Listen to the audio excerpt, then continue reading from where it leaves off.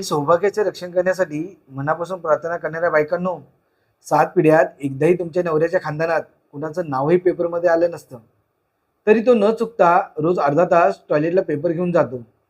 तेव्हा बाहेरून कडी लावून त्याला दिवसभर कोंडून ठेवावं असं वाटतं. पण तुम्ही एवढ्या दयाळू आहात ना, ते तुम्ही तसं कधीच करत नाही. तुम्हाला बघायची असते ती मालिका, पण नवरा कुशाल क्रिकेट लावून बसतो. रागात रिमोट घालावा नवऱ्याच्या डोक्यात, असं डोक्यात येतं, पण तसंही तुम्ही करत नाही.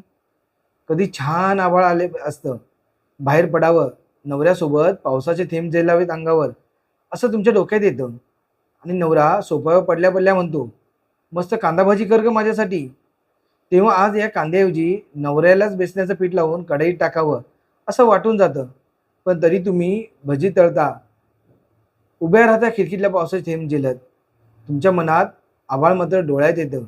नवऱ्याला त्याचा काही पत्ता नसतो. त्या भरून आलेल्या आभाळामध्ये नवरा मात्र आठवलेलं भजी छान झालेत असं म्हणतो. आणि तुम्ही सुखात न्हाऊन निघाल्याचा अभिनय करत असतात.